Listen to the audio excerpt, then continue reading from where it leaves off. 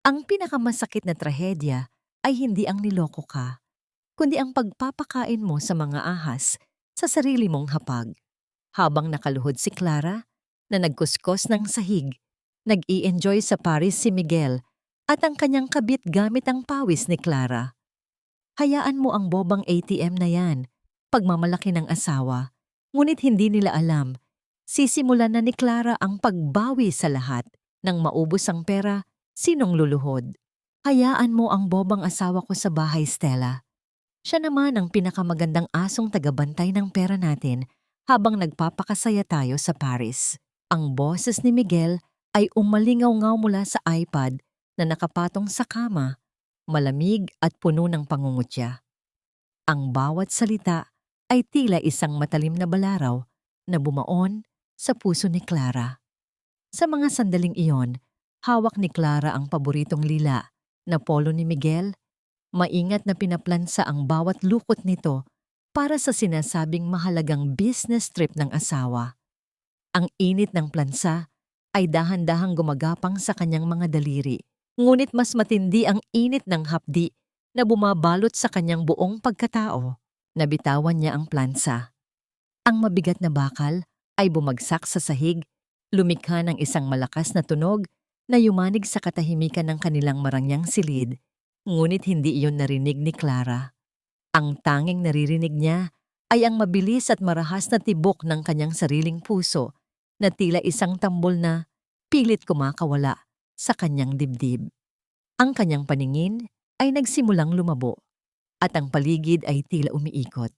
Isang malapot na katahimikan ang bumalot sa kanya habang ang screen ng iPad ay nagpapakita ng isang imaheng kailanman ay hindi niya inakalang makikita. Doon, sa loob ng isang madilim na silid na pamilyar sa kanya, nakita niya si Miguel na nakayakap kay Stella. Si Stella ang babaeng itinuring niyang kapatid, ang kanyang pinagkakatiwalaang assistant na madalas niyang ipagluto at pautangin ng pera para sa pamilya nito. Nakikita ni Clara ang malanding na ngiti ni Stella habang hinahaplos ang mukha ni Miguel. But Miguel, hindi ba magtataka si Ate Clara? Anniversary niyo kaya next week? Wika ni Stella sa isang boses na puno ng kaplastikan. Tumawa si Miguel. Isang mapang-uyam na tawang bumasag sa lahat ng pangarap na binuo ni Clara sa loob ng 10 taon. Anniversary? I don't care about that. Ang mahalaga, naibigay na niya ang credit card niya kay Mama para sa gamot daw. Ang hindi niya alam, gagamitin natin yun para sa suite natin sa Paris. Hayaan mo siyang magpakapagod dito sa Manila habang tayo ay kumakain sa ilalim ng Eiffel Tower. Naramdaman ni Clara ang pait sa kanyang lalamunan, isang lason na tila unti-unting pumapatay sa bawat selula ng kanyang katawan. Ang kanyang mga kamay ay nanginginig ng hindi kontrolado at ang bawat hininga ay tila isang malaking pasakit. Gusto niyang sumigaw. Gusto niyang wasakin ang lahat ng nasa loob ng silid, ngunit ang kanyang katawan ay tila naging isang estatwa ng yelo. Ang sakit ay masyadong malalim para sa isang simpleng palahaw. Ito ang uri ng sakit na pumapatay sa kaluluwa bago pa man mamatay ang katawan. Lulan ng isang hindi maipaliwanag na puwersa, lumabas si Clara sa kanilang silid. Ang bawat hakbang niya sa makinis na sahig ay tila paglakad sa ibabaw ng mga bubog. Huminto siya sa tapat ng silid ng kanyang biyenan, si Doña Celia. Ito ang babaeng ilang linggo nang nagkukunwaring may malubhang karamdaman. Ang babaeng pinagsisilbihan ni Clara ng luhod at siko. Pinupunasan ng katawan at pinapakain ng masusustansyang pagkain habang tinitiis ang lahat ng panlalait nito. Bahagyang nakabukas ang pinto. Mula sa maliit na puwang, nakita ni Clara ang biyenan na hindi man lang bakas ang sakit sa muka. Masiglang-masigla si Doña Celia, nakatayo sa harap ng malaking salamin habang isinusukat ang mga mamahaling alahas na pag-aari ni Clara. Ang mga perlas na pamana pa ng lola ni Clara ay nakapalupot sa leeg ng matanda. Ayan, mas bagay ito sa akin kaysa sa pait na mukhang yun, sabi ni Doña Celia sa kanyang sarili, habang mabilis na isinisilid ang iba pang mga gintong singsing sa isang nakatagong bulsa ng kanyang mamahaling maleta. Salamat sa katangahan mo, Clara. Kung hindi dahil sa yaman mo, matagal na kaming umalis sa bahay na ito. Pero sige lang, maglinis ka lang dyan habang kami ay magpapakasaya sa Paris gamit ang pera mong pinaghirapan. Nanlamig ang buong anit ni Clara. Ang bawat sakripisyo, ang bawat gabing puyat siya sa opisina para mapalago ang negosyong bumubuhay sa pamilyang ito, at ang bawat panlalait na tinanggap niya nang may kasamang ngiti dahil sa pagmamahal niya kay Miguel. Lahat ng iyon ay itinapon sa basura sa loob lamang ng isang saglit. Ang mga taong tinuring niyang mundo ay ang mga taong mismong humuhukay ng kanyang libingan habang siya ay buhay pa. Dahan-dahang isinara ni Clara ang pinto. Hindi lumilikha ng anumang ingay. Bumalik siya sa gitna ng malawak at malamig na pasilyo ng kanyang sariling bahay. Ang bahay na binili niya, ngunit naging sarili niyang kulungan. Tumingin siya sa kanyang mga palad na puno ng kalyo mula sa pagtatrabaho at pag-aalaga sa mga taong ito. Isang tanong ang paulit-ulit na umuukit sa kanyang isipan. Tila isang mahapding bulong sa gitna ng bagyo. Bakit sa kabila ng lahat ng ibinigay ko, ang tanging natira sa akin ay ang mga piraso ng aking nadurog na puso? Tumayo si Clara sa gitna ng kadiliman, mag-isa at wasak. Sa labas, nagsimulang pumatak ang ulan. Ang bawat patak na tumatama sa bintana ay tila mga luha ng langit para sa kanyang sinapit. Ngunit sa ilalim ng matinding sakit, isang bagong damdamin ang nagsimulang kumislap sa kanyang mga mata. Isang malamig na ningas na hindi pa niya kailanman naramdaman. Pilit na isiniksik ni Clara ang dulo ng makapal na tuwalya sa kanyang bibig. Kinakagat ito ng may pait habang ang kanyang buong katawan ay yumayanig sa bawat pigil na hikbi. Sa loob ng madilim at malamig na banyo, ang tanging ingay na maririnig ay ang mahinang daloy ng tubig mula sa gripo na tila sumasabay sa kanyang mga luha. Ang bawat luhang pumapatak sa puting lababo ay simbolo ng 10 taon ng katapatan na ngayon ay nauuwi sa wala. Ang hapdi sa kanyang dibdib ay tila isang apoy na unti-unting tumutupok sa kanyang hininga, ngunit kailangan niyang manatiling tahimik. Hindi siya pwedeng marinig ng mga taong nasa labas na kasalukuyang nagdiriwang sa kanyang pagkawasak.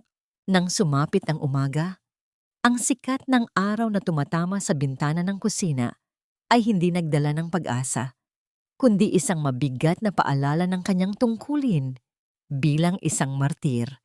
Maingat na inihanda ni Clara ang almusal, ang paboritong sinangag at mainit na tsokolate ni Miguel at ang malambot na tinapay para kay Doña Celia.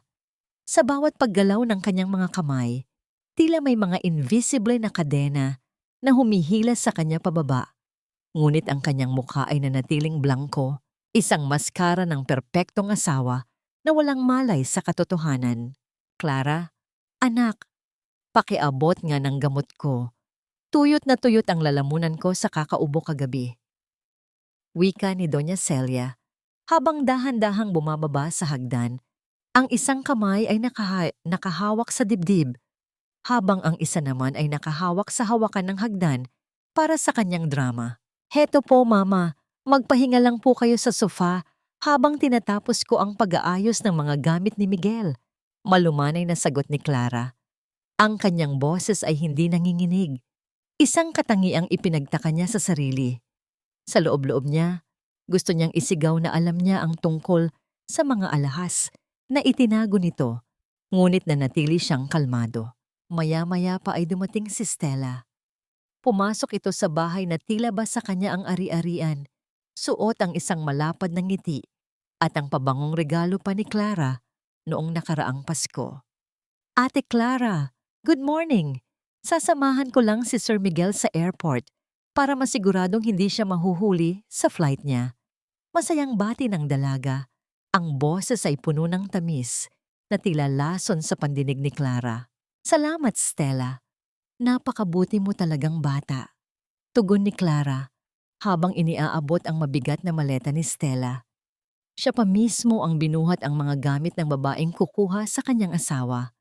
Ang bawat hakbang patungo sa sasakyan ay tila isang parusa, ngunit tiniis niya ito. Nakita niya ang palitan ng makahulugang tingin ni na Miguel at Stella sa salamin ng kotse, ang mga ngiting puno ng lihim na tagumpay. Pagdating sa airport, ang ingay ng mga tao at ang dagundong ng mga makina ng eroplano sa malayo ay tila nagpapatindi sa tensyon sa pagitan nilang tatlo. Huminto si Miguel sa harap ng entrance, ang kanyang mukha ay puno ng pagkukunwari ng pagmamadali. Clara, I have to go. Maraming trabaho sa Paris, baka hindi ako agad makatawag. Take care of Mama, okay? Hinawakan ni Clara ang braso ni Miguel, isang huling pagsubok sa konsensya ng lalaki. Miguel, sigurado ka bang kailangan mong umalis? Pwede naman tayong mag-celebrate ng anniversary natin dito na lang. Kahit simpleng hapunan lang, kasama si Mama. Pakiramdam ko hindi maganda ang mangyayari kapag tumuloy ka. Isang malamig na sulyap ang ibinalik ni Miguel. Clara, don't be so dramatic. This is for our future. Intindihin mo naman ang pressure sa akin. Sige na, kailangan na naming pumasok ni Stella. Mabilis na tumalikod si Miguel. Hindi man lang nilingon ang asawang naging sandigan niya sa loob ng isang dekada. Sumunod si Stella na may kasamang malanding kaway, habang si Doña Celia naman ay nakakapit sa braso ng anak. Tila ba sila ang tunay na pamilya at si Clara ay isang estranghero lamang. Pinanood ni Clara ang paglayo ng kanilang mga anino hanggang sa mawala ang mga ito sa loob ng terminal. Tumayo siya roon ng ilang minuto. Hindi alintana ang mga taong nabubunggo siya. Nang marinig niya ang malakas na ugong ng isang eroplanong paalis, hudyat na ang kanyang asawa ay nasa himpapawid na kasama ang kanyang kabit at ang kanyang sakim na ina. Ang nanginginig na mga balikat ni Clara ay biglang tumitigil. Ang init ng kanyang mga luha ay natuyo na. Pinalitan ng isang malamig at matalas na paningin. Inilabas niya ang kanyang cellphone mula sa bulsa ng kanyang suot na apron na nakalimutan niyang hubarin. Ang kanyang mga daliri, na dati ay puno ng pagmamahal sa pag-aalaga sa pamilyang iyon, ay mabilis na nag-type ng isang numero na matagal na niyang itinatago. Habang ang eroplano ay lumiliit sa asul na kalangitan, ang tinig ni Clara ay naging matigas at walang bahid ng pag-aalinlangan. Attorney Lucas, umalis na sila. Simulan na natin ang paglilinis. I want everything gone before they land in Paris. Lahat, walang ititira. Ang kanyang mga mata ay nakatuon sa malayo. Sa direksyong tinahak ng eroplano, isang mapait na ngiti ang sumilay sa kanyang mga labi. Sa mga sandaling iyon, ang Clara na handang magsakripisyo at maging martir ay tuluyan ng pumanaw kasabay ng paglipad ng eroplano. Ang tanging natira ay ang isang babaeng handang bawiin ang lahat ng ninakaw sa kanya. Sa loob ng isang maliit at tahimik na kafe sa isang tago at eksklusibong bahagi ng lungsod, naghihintay si Attorney Lucas Mercado.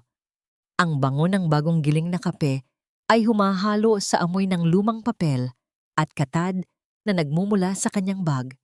Ngunit ang kanyang pansin ay nakatuon lamang sa pintuan. Ang bawat paggalaw ng kamay ng kanyang relo ay tila bumibilang sa bawat segundo ng paghihintay. Isang regular na ritmo na nagbibigay ng kaayusan sa gitna ng kanyang namumuong pagkabahala. Nang bumukas ang pinto, pumasok si Clara. Ang kanyang anyo ay tila isang anino ng dating babaeng masayahin at puno ng buhay. Ang kanyang mga mata ay namumula at may bakas ng puyat, ngunit sa kabila ng panghihina, ang kanyang tindig ay nananatiling tuwid at matatag. Pagkakita kay Lucas, isang maliit na bahagi ng bigat sa kanyang dibdib ang tila gumaan. Si Lucas ay hindi lamang isang abogado para sa kanya. Siya ang tanging taong nakakaalam ng tunay na halaga ng kanyang mga sakripisyo. Maupo ka, Clara. Kanina pa kita hinihintay. Malumanay na wika ni Lucas habang dahan-dahang ipinaghila ng upuan ng babae. Ang kanyang boses ay may dalang kakaibang init na tila isang kumot na bumabalot sa nanginginig na kalamnan ni Clara. Salamat, Lucas. Pasensya ka na kung kailangan pa nating magkita sa ganitong oras. Sagot ni Clara, ang kanyang tinig ay halos pabulong na lamang dahil sa pagod. Inilapag niya sa ibabaw ng mesa ang isang itim na folder na naglalaman ng lahat ng ebidensyang kanyang nakalap. Mga dokumento ng bank transfers, mga litrato ng mga alahas na nawawala, at ang kopya ng video mula sa kanyang iPad. Binuksan ni Lucas ang folder. Habang binabasa niya ang bawat pahina, ang kanyang panga ay unti-unting naghihigpit. Bilang isang profesional, sanay na siya sa mga kaso ng pagtataksil, ngunit ang antas ng kalupitan na ginawa ng pamilya ni Miguel kay Clara ay nagpapakulo sa kanyang dugo. Gayunpaman, pinanatili niya ang kanyang kalmado para sa kapakanan ng babaeng nasa kanyang harap. Inilabas ni Lucas ang isang dokumento, ang Special Power of Attorney. Ito ang susi upang mabawi ni Clara ang kontrol sa lahat ng kanyang ari-arian at tuluyang maputol ang daloy ng yaman sa kanyang asawa at biyenan. Kapag nilagdaan mo ito, Clara, binibigyan mo ako ng kapangyarihan na i-freeze ang lahat ng accounts na nakapangalan sa iyo at sa mga extension cards na ibinigay mo sa kanila. This is the point of no return. Mawawalan sila ng kahit isang sentimo habang nasa Paris sila. Kinuha ni Clara ang pluma. Ang kanyang kamay ay nanginginig ng hindi kontrolado. Ang dulo ng panulat ay dahan-dahang gumuguhit ng maliliit at hindi pantay na mga linya sa hangin bago tuluyang sumayad sa papel. Ang bawat hibla ng kanyang puso ay tila hinihila pabalik ng mga alaala ng 10 taong pagsasama, ngunit ang mukha ni Stella at ang tawa ni Miguel ay muling nagparamdam ng hapdi sa kanyang puso. Bago pa man tuluyang mailapat ni Clara ang tinta, isang mainit na tasa ng tsa ang dahan-dahang itinulak ni Lucas patungo sa kanya. Ang usok na lumalabas mula sa tasa ay nagdadala ng bango ng mansanilya na tila nagpapakalma sa namumuong bagyo sa loob ni Clara. Lumingon siya kay Lucas at nakita ang isang tapat na malasakit sa mga mata nito. Sa isang mabilis, ngunit banayad na pagkilos, ipinatong ni Lucas ang kanyang malapad na palad sa likod ng nanginginig na kamay ni Clara. Huminga ka, Clara. Hindi mo kailangang gawin ito ng nagmamadali. Nandito ako. I've got your back. Bulong ni Lucas. Ang haplos na yon ay hindi naglalaman ng anumang pagnanasa, kundi isang purong suporta na matagal nang hindi nararamdaman ni Clara mula sa kanyang sariling asawa. Pakiramdam niya ay muling tumitibok ang kanyang puso sa isang paraan na hindi na niya matandaan. Dahan-dahang kinuha ni Clara ang tasa at uminom ng mainit na tsaa. Hinahayaang dumaloy ang init nito sa kanyang buong katawan. Matapos ang ilang sandali, huminga siya ng malalim at mabilis na nilagdaan ang dokumento. Ang bawat kurba ng kanyang pirma ay tila isang deklarasyon ng digmaan laban sa mga taong umabuso sa kanyang kabutihan. Habang itinatago ni Lucas ang nilagdaang papel, napansin ni Clara ang isang itim na folder sa gilid ng mesa ni Lucas. May nakasulat doon na pangalang Clara, ngunit ang tinta ay tila kupas na, isang palatandaan na ang folder na yon ay matagal na niyang itinatago. Lucas, ano yang folder na yan? Tanong ni Clara sa gitna ng kanyang pagtataka. Tumingin si Lucas sa folder. At pagkatapos ay muling tumingin sa mga mata ni Clara, ang kanyang ekspresyon ay naging seryoso at puno ng mga lihim na hindi pa niya kayang bigkasin. Hindi pa ito ang tamang panahon para malaman mo, Clara. Pero maniwala ka, matagal ko nang hinihintay ang araw na ito, ang araw na sa wakas ay pipiliin mo ang sarili mo. Tumayo si Lucas at kinuha ang kanyang bag, ngunit bago sila lumabas ng cafe, hinawakan niya muli ang balikat ni Clara. Ang bawat hibla ng kanyang pagkatao ay tila nakikiramdam sa bigat ng sitwasyon. Handa ka na ba talaga? Dahil kapag lumapag ang eroplano nila sa Paris, hindi lang pera ang mawawala sa kanila. Sisiguraduhin nating wala silang babalikang dangal. Are you ready to watch them fall, Clara? Tumitig si Clara sa labas, kung saan ang ulan ay patuloy na bumubuhos sa kalsada. Nililinis ang bawat dumi ng lungsod. Gawin natin, Lucas. Burn everything to the ground. Ang liwanag ng Paris sa gabi ay tila isang mapanlinlang na bituin na kumikinang sa gitna ng kadiliman. Sa loob ng isang marangyang suite, sa isang 5 bituin na hotel, ang bango ng mamahaling pabango at ang amoy ng bagong luto na gourmet na pagkain ay bumabalot sa bawat sulok. Ang mga kasangkapang yari sa ginto at ang malalambot na telang pelus ay nagbibigay ng pakiramdam ng walang hanggang kayamanan. Doon, si Doña Celia ay nakaupo ng buong karingalan sa isang malambot na armchair habang ang isang puting robe ay nakabalot sa kanyang katawan. Wala na ang ubo at ang panghihina na kanyang ipinakita kay Clara. Sa halip, ang kanyang mga mata ay nagniningning sa katuwaan habang tinitingnan ang mga shopping bags na nakakalat sa sahig. I can't believe we're finally here, Miguel. Napakasarap mabuhay ng walang iniisip na pait na mukha sa bahay. Bungad ni Doña Celia habang dahan-dahang humihigop ng mamahaling champagne. Ang bawat lagok niya ay tila isang pagdiriwang sa kanyang tagumpay na lokohin ang sariling menugang. Tumawa si Miguel habang inaayos ang kanyang mamahaling relo. Ang kanyang mga mata ay nakatuon kay Stella na kasalukuyang nagsusukat ng isang designer silk scarf sa harap ng malaking salamin. Mama, sabi ko naman sa inyo, basta hawak natin ang credit card ni Clara. Tayo ang hari at reyna ng mundong ito.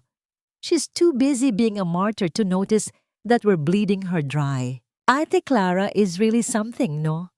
Singit ni Stella na may kasamang mapanguyam ng ngiti. She's so focused on her duties as a wife and daughter-in-law na nakalimutan na niyang maging matalino. Well, thank you for her bottomless account anyway. Kinuha ni Stella ang isang bagong bili na bag, isang limitadong edisyon na nagkakahalaga ng daan-daang libong piso at masayang niyakap ito sa kabilang panig ng mundo. Sa loob ng kanilang madilim at tahimik na bahay sa Manila, ang tanging liwanag ay nagmumula sa isang maliit na bumbilya sa kusina. Ang tahimik na gabi ay binulabog ng mahabang tunog ng isang papasok na video call sa cellphone ni Clara. Dahan-dahang binitawan ni Clara ang basahan na kanyang ginagamit sa pagpupunas ng sahig. Ang kanyang mga tuhod ay masakit na mula sa matagal na pagkakaluhod at ang kanyang mga palad ay namumula dahil sa matapang na sabon. Ngunit pinilit niyang ayusin ang kanyang sarili bago sagutin ang tawag. Nang bumukas ang screen, bumungad sa kanya ang nakangising mukha ni Miguel kasama si Doña Celia na agad na nagkunwaring nanghihina at humiga sa kama. Clara, kumusta na ang bahay? Pasensya ka na. Sobrang busy ko rito sa meetings kaya hindi ako agad nakatawag. Casual na sabi ni Miguel, habang sa background ay makikita ang marangyang dekorasyon ng hotel suite na hindi niya itinatago.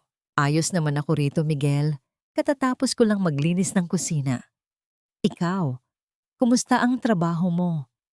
Huwag mong pababayaan ang sarili mo, lalo na si Mama. Malumanay na sagot ni Clara. Ang kanyang boses ay puno ng pagkukunwari ng pag-aalala. Sa loob-loob niya, ang bawat salita ni Miguel ay tila isang patak ng asido sa kanyang puso. Nakikita niya sa sulok ng screen ang anino ni Stella na tila nagtatago. Ngunit sapat na yon para muling kumirot ang kanyang dibdib. Anak, ang sakit-sakit pa rin ang dibdib ko. Buti na lang at nandito si Stella para bantayan ako habang wala si Miguel. Napakabuting bata talaga nitong si Stella. Pagsisinungaling ni Doña Celia, ang kanyang boses ay tila isang mahinang bulong ng isang naghihingalo. Isang pag-arte na perpekto para sa isang teleserye. Mabuti naman po kung ganoon, Mama. Stella, salamat sa pag-aalaga kay Mama. Ha? Malaking tulong ka sa amin. Wika ni Clara, ang kanyang mga mata ay nakatitig ng diretso sa kamera. Tila ba tinitingnan niya ang kaluluwa ng mga taong nasa kabilang linya? Nakita niya ang panandaliang pagkailang sa mga mata ni Stella Ngunit agad din itong napalitan ng isang mapanghamong na ngiti. Matapos ang tawag, binitawan ni Clara ang kanyang cellphone at muling lumuhod sa sahig. Ang kanyang mga luha ay dahan-dahang pumatak, humahalo sa tubig na may sabon na kanyang ginagamit sa paglilinis. Ang miro ng kanyang sariling pagsasakripisyo ay tila isang malupit na biro. Habang siya ay nagpapakapagod sa Manila, ang kanyang asawa ay ginagamit ang kanyang pinaghirapang pera para ipasyal ang ibang babae sa Paris. Ang bawat hibla ng kanyang pagkatao ay sumisigaw ng katarungan, ngunit kailangan niyang maghintay. Balik sa Paris, matapos ang tawag kay Clara, tumayo si Doña Celia at muling kinuha ang kanyang baso ng champagne. Napakadali talagang utuin ng babaeng yun. Hanggang ngayon, naniniwala pa rin siyang nagtatrabaho ka rito. Hinila ni Miguel si Stella palapit sa kanya at hinalikan ito sa noo sa harap mismo ng kanyang ina. Bukas, bibili tayo ng diamond necklace na gusto mo. Don't worry about the price, Stella. My wife's account is a gold mine that never runs dry. Ngumiti si Stella at yumakap ng mahigpit kay Miguel. You're the best, Miguel. I'm so glad we don't have to hide anymore, at least not here in Paris. Habang masayang nagpaplano ang tatlo para sa kanilang susunod na gastusin, hindi nila alam na sa bawat pag-swipe ng credit card ni Miguel, may isang mataas na pader na unti-unting itinatayo si Clara sa paligid nila. Ang bawat sentimo na kanilang ginagastos ay isang hakbang patungo sa kanilang sariling kapahamakan. Sa gitna ng katahimikan ng gabi sa Manila, ang tanging ingay na maririnig ay ang mabagal at regular na paghinga ni Clara habang tinititigan ng isang lumang litrato nila ni Miguel. Ang kanyang mga daliri ay dahan-dahang dumaan sa mukha ng asawa sa litrato bago niya ito ibinaliktad at itinago sa ilalim ng isang tumpok ng mga papel ng bangko. Isang tanong ang nananatiling nakabitin sa hangin. Tila isang malamig na hangin na nagpapataas ng kanyang balahibo. Hanggang kailan kaya mananatiling busog ang kanilang kasakiman bago nila mapagtanto na ang bawat kinakain nila ay mula sa isang lason na sila rin ang naghanda. Tila bumukas ang isang bagong kabanata sa buhay ni Clara nang humakbang siya sa loob ng marangyang lobby ng kanyang sariling gusali. Wala na ang maluwag na duster at ang amoy ng bawang at sibuyas na karaniwang nakakapit sa kanya. Sa halip, suot niya ang isang itim na power suit na bumabalot sa kanyang katawan ng may karingalan at ang kanyang buhok ay maayos na nakapusod. Inilalantad ang isang mukhang puno ng determinasyon. Ang mga empleyadong dating hindi siya binibigyan ng pansin ay tila napatigil. Ang kanilang mga bulong ay unti-unting naparam habang dinadaanan sila ng kanilang tunay na amo. Sa loob ng silid ng pagpupulong, naghihintay ang mga matataas na opisyal, kabilang ang Yamdok Taichin na si Mr. Santos, ang kanang kamay ni Miguel na matagal nang tumutulong sa paglustay ng pera ng kumpanya. Nakaupo si Mr. Santos ng may kayabangan, kampanteng naniniwala na ang pagdating ni Clara ay isa lamang sa mga ritual na pagbisita ng isang asawang walang alam sa negosyo. Mrs. Rivera, anong maipaglilingkod namin sa inyo? Miguel is away on a very important business trip as you know. Wika ni Mr. Santos na may kasamang mapang-uyam ng ngiti. Hindi sumagot si Clara. Sa halip, kinuha niya ang isang makapal na folder mula sa kanyang bag at inilapag ito sa gitna ng mesa. Ang malakas na pagtama ng mga papel sa ibabaw ng kahoy ay tila isang hatol na bumasag sa katahimikan ng silid. Mr. Santos, huwag na tayong maglokohan. Alam ko ang bawat sentimong inilipat mo sa personal na account ni Miguel sa loob ng 5 taon. Alam ko rin ang tungkol sa mga pekeng supplier na ginagamit nyo para magnakaw sa kumpanyang ito. Namutla si Mr. Santos. Ang kanyang mga kamay ay nagsimulang manginig habang tinitingnan ang mga dokumentong naglalaman ng kanyang mga pirma at mga ilegal na transaksyon. Clara, teka. Hindi mo naiintindihan. Miguel ordered me to... I don't care who ordered you. putol ni Clara, ang kanyang boses ay malamig at matalim gaya ng yelo. As the majority shareholder of this company, you are fired. Ngayon din, lisanin mo ang gusaling ito bago pa dumating ang mga pulis para kaladkarin ka palabas. Sa likod ni Clara, nakatayo si Lucas Mercado. Ang kanyang presensya ay tila isang matibay na haligi na nagbibigay ng lakas kay Clara. Hindi siya nagsasalita, ngunit ang kanyang mga mata ay nakatitig ng matalim kay Mr. Santos, sinisiguradong walang gagawing hakbang ang lalaki laban sa kanyang kliyente. Nang tuluyang lumabas si Mr. Santos na parang isang basang sisiw, huminga ng malalim si Clara.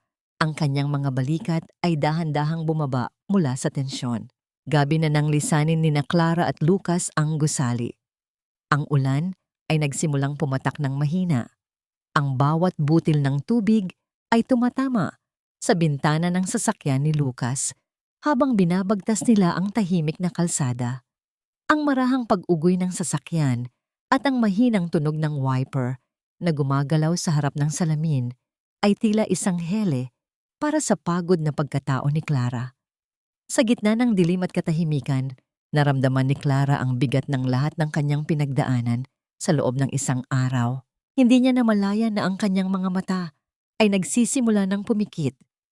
Dahil sa sobrang pagod, ang kanyang ulo ay dahan-dahang tumagilid at sumandal sa balikat ni Lucas. Ang bango ng pabango ni Lucas, isang amoy ng sariwang kahoy at malinis na linen, ay tila isang gamot na nagpapakalma sa kanyang isipan. Naramdaman ni Lucas ang bahagyang bigat sa kanyang balikat. Sandali siyang natigilan.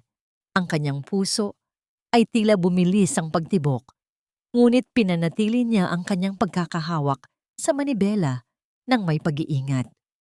Hindi siya gumalaw upang hindi magising ang babaeng sa wakas ay nakahanap ng sandali ng kapayapaan. Tumingin siya sa refleksyon ni Clara sa salamin. Ang pagod na mukha nito ay tila mas bata at mas payapa habang natutulog. Dahan-dahang inihinto ni Lucas ang sasakyan sa gilid ng kalsada. Maingat niyang kinuha ang kanyang suot na coat at ipinatong ito sa katawan ni Clara. Sinisiguradong balot ang babae mula sa lamig ng aircon. Ang kanyang mga daliri ay bahagyang dumapo sa isang hibla ng buhok na nakaharang sa mukha ni Clara. Isang haplos na puno ng paghanga at lihim na pagmamahal na matagal na niyang itinatago sa ilalim ng kanyang pagiging profesional. Pagkaraan ng ilang sandali, kinuha ni Lucas ang kanyang tablet at nakipag-ugnayan sa manager ng bangko. Ang huling hakbang ng kanilang plano ay handa na. Tiningnan niya muli si Clara bago niya itinuon ang kanyang pansin sa screen. It's time, bulong niya sa sarili. Ang marahang pagpindot ni Lucas sa keyboard ay tila huling lagda sa hatol ng kamatayan para sa karangyaan ni na Miguel sa Paris. Ang mensahe sa screen ay nagpakita ng kumpirmasyon. Ang lahat ng extension cards at personal accounts na konektado sa pangalan ni Clara Rivera ay opisyal ng sarado at frozen. Sa kabilang panig ng mundo, ang mga taong kasalukuyang nagpapakasaya ay wala pang malay na ang kanilang gintong hawla ay tuluyan ng gumuho. Nananatiling natutulog si Clara sa balikat ni Lucas. Walang kamalay-malay na. Sa bawat sandaling lumilipas, ang kanyang paghihiganti ay unti-unti nang nagkakaroon ng katuparan. Ngunit sa gitna ng tagumpay na ito, isang tanong ang nananatiling nakaukit sa isipan ni Lucas habang pinagmamasdan ang babaeng kanyang minamahal. Kapag nagising na si Clara sa bagong mundong ito, magagawa pa kaya niyang pagkatiwalaan ang isang pusong muli niyang bubuksan? Ang kislap ng mga diamante sa ilalim ng mga luces ng isang tanyag na tindahan sa Paris ay tila mga mata ng isang mapanirang engkanto, kumikinang at puno ng tukso. Si Stella ay nakatayo sa harap ng salamin. Ang kanyang leeg ay pinalalamutian ng isang kwintas na gawa sa pinakapuro na bato at ginto. Ang bawat galaw niya ay puno ng kapalaluan. Tila ba ang bawat kislap nito ay nagpapatunay sa kanyang bagong katayuan sa buhay. Miguel, look at this! Bagay na bagay sa akin, di ba? Wika ni Stella habang hinahaplos ang malalamig na bato sa kanyang balat. Ang kanyang tinig ay puno ng lambing na tila isang huni ng sirena na nagnanais pang kumuha ng mas marami. Sa kabilang bahagi ng tindahan, si Doña Celia ay abala sa kanyang cellphone. Ang kanyang boses ay sadyang nilalaksan upang marinig ng mga tao sa paligid, kahit na hindi naman sila nakakaintindi ng Tagalog. Oo, Mare, ang mahal dito sa Paris. Halos milyon-milyon na ang nagagastos ng anak ko para lang sa bakasyong ito. Sabi ko nga kay Miguel, huwag na masyadong mag-abala. Pero alam mo naman ang anak ko, hindi matitiis ang kanyang mahal na ina. Ang matanda ay humalakhak ng may pagmamalaki. Ang kanyang muka ay puno ng kolorete, na tila isang maskara ng huwad na karangyaan. Si Miguel naman ay nakatayo sa tabi ng counter. Ang kanyang postura ay tila isang hari na nagmamay-ari ng buong lungsod. Kinuha niya ang kanyang itim na pitaka at inilabas ang black card na nakapangalan kay Clara. Para sa kanya, ang card na yon ay isang mahiwagang susi na walang katapusan ang ibinibigay na biyaya. I'll take the necklace and that pair of earrings too. Utos niya sa Frances na kahera nang may kasamang mayabang na sulyap. Samantala, sa Manila, ang katahimikan ng malaking mansyon ay tila isang mabigat na kumot na bumabalot sa bawat silid. Si Clara ay kasalukuyang nasa loob ng malaking walk-in closet ni na Miguel at Doña Celia. Sa halip ng mga mamahaling maleta, hawak niya ang isang tumpok ng malalaki at itim na plastik na basurahan. Ang bawat piraso ng damit ni Miguel, ang bawat designer bag ni Doña Celia, at ang bawat sapatos na binili gamit ang kanyang pera ay isa-isang nilalamon ng itim na plastik. Ang bawat pagkuskos ng plastik sa sahig at ang marahang tunog ng paghila sa zipper ay tila isang ritual ng pagpapalaya para kay Clara. Walang galit sa kanyang mukha, tila ba ang kanyang emosyon ay naging kasing linaw at kasing lamig ng kristal. Ang bawat damit na kanyang hinahawakan ay may dalang alaala ng kanyang katangahan.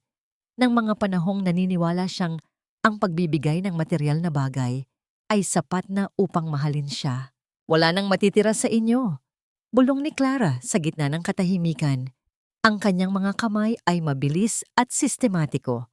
Pagkatapos mapuno ang isang plastik, mahigpit niya itong itinatali. Ang bawat buhol ay tila isang pangakong hinding-hindi na muling mabubuksan ang pinto ng kanyang puso para sa kanila. Ang mga plastik na ito ay hindi lamang naglalaman ng mga gamit. Naglalaman ito ng 10 taon ng kasinungalingan at pagtataksil. Balik sa Paris, ang kapaligiran sa loob ng tindahan ay biglang nagbago. Inabot ni Miguel ang credit card sa kahera. Ang babae ay dahan-dahang ipinasok ang card sa maliit na makina. Ang lahat ay tila tumigil sa paggalaw habang naghihintay ng kumpirmasyon. Sa halip na ang karaniwang paglabas ng resibo, ang makina ay naglabas ng isang mahaba at tuyot na tunog, tila isang babala sa gitna ng katahimikan. Ang screen ng makina ay nagsimulang kumurap-kurap, nagpapakita ng isang maliit na pulang ilaw na tila isang nagbabagang mata. Ang mga salitang "transaction declined" ay malinaw na nakasulat sa screen. Ang kahera ay tumingin kay Miguel nang may halong pagtataka at pag-aalinlangan.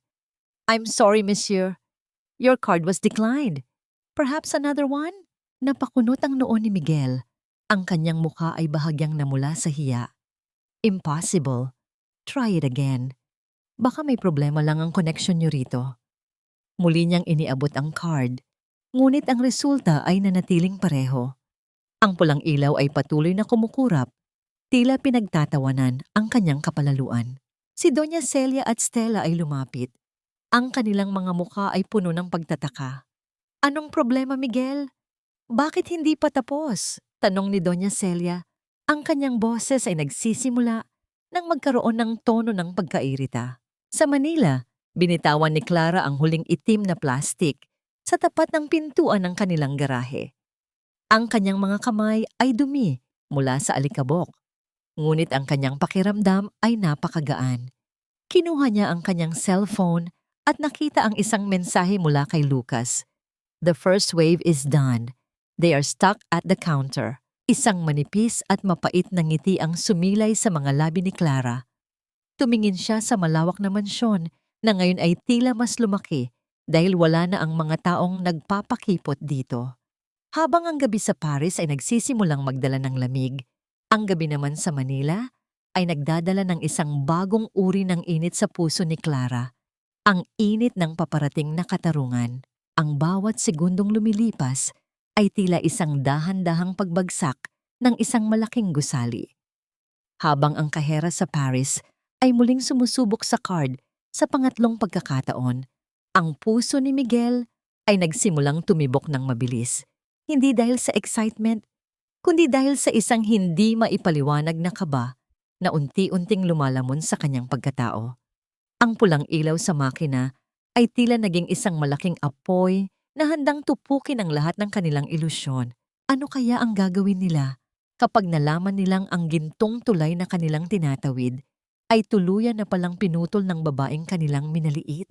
Ang marangyang tindahan na dati ay tila isang paraiso, para kay Miguel ay biglang naging isang malamig at mapanghusgang silid. Ang pawis ay nagsimulang gumapang mula sa kanyang noo, bumabagtas sa kanyang pisngi habang ang lahat ng mata ng mga Pranses na mamimili ay nakatuon sa kanya. Inabot niya ang pangalawang credit card. Pagkatapos ay ang pangatlo, ngunit ang bawat pag-swipe sa makina ay nagbubunga lamang ng parehong resulta, isang pulang ilaw na tila isang mapanuyang tawa sa gitna ng katahimikan. "Monsieur, I'm afraid none of your cards are working. We cannot release the items," wika ng kahera. Ang boses nito ay wala ng bahid ng paggalang. Pinalitan ng isang matigas at propesyonal na lamig. Namutla si Miguel. Ang kanyang mga kamay ay nanginginig ng hindi kontrolado habang ibinabalik sa kanyang pitaka ang mga plastik na wala ng silbi. Sa kanyang tabi, ang mukha ni Stella ay hindi na mababakas ang paghanga. Ang kanyang mga labi ay naging isang manipis na linya ng pagkairita at dahan-dahan siyang lumayo kay Miguel na tila ba ang lalaki ay may dalang isang nakakahawang sakit. Hindi nagtagal, isang malaking lalaki na nakasuot ng uniforme ng seguridad ang lumapit sa kanila. Ang mabigat na kamay nito na pumatong sa balikat ni Miguel ay sapat na upang malaman nilang kailangan na nilang lumabas. Walang nagawa si Miguel kundi ang maglakad palabas ng tindahan, habang ang mga bulong ng mga tao sa paligid ay tila mga latigo na humahagupit sa kanyang dangal. "Miguel, what is happening? Bakit pati ang card ko ayaw gumana?" Singhal ni Doña Celia nang makalabas sila sa kalsada. Ang matanda ay tila isang bulkang sasabog na sa galit. Ang kanyang mga braso ay nakakrus sa kanyang dibdib, habang ang kanyang mukha ay namumula sa hiyang dinanas. Pagbalik nila sa hotel, isang mas malaking dagok ang naghihintay. Nang subukan nilang buksan ang pinto ng kanilang suite, ang electronic lock ay naglabas ng isang matigas na pulang ilaw. Hindi gumagana ang kanilang mga keycard. Sa lobby, hinarap sila ng manager ng hotel, isang lalaking may matalas na tingin at walang bakas ng emosyon sa mukha. Inilapag nito sa ibabaw ng counter ang isang mahabang piraso ng papel. "Monsieur Rivera, ang inyong bayad para sa huling 3 araw ay hindi pumasok sa aming system.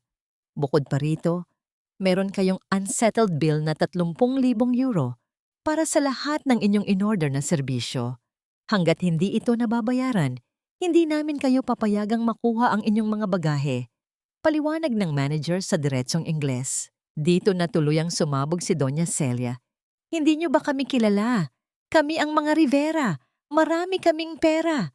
Tawagan niyo ang bangko namin."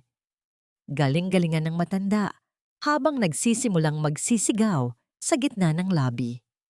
Sa gitna ng kanyang pagwawala, ang kanyang mahaba at artipisyal na pilikmata ay dahan-dahang humiwalay sa kanyang talukap dahil sa pawis at luha, rurok ng isang kahiya-hiyang anyo na tila isang sirang manika. Ang kanyang dating marangyang imahe ay naglaho ng tuluyan, pinalitan ng anyo ng isang desperadong matanda na nawawala sa sarili. Sa Manila, Ang bawat sandali ay tila isang mahinahong awit ng tagumpay.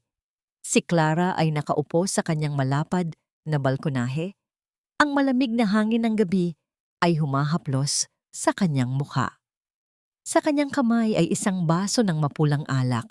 Ang bawat lagok nito ay tila naghuhugas sa lahat ng pait na kanyang nilulon sa loob ng maraming taon. Sa kanyang tabi ay si Lucas na tahimik na nagbabasa ng ilang dokumento sa ilalim ng malamig na liwanag ng buwan. Biglang nagliwanag ang cellphone ni Clara sa ibabaw ng mesa. Ang pangalan ni Miguel ay paulit-ulit na lumalabas, isang desperadong tawag mula sa kabilang panig ng mundo. Tiningnan lamang ito ni Clara nang may isang manipis na ngiti. Ang tunog ng vibration ng telepono sa ibabaw ng matigas na kahoy ay tila isang musika sa kanyang pandinig.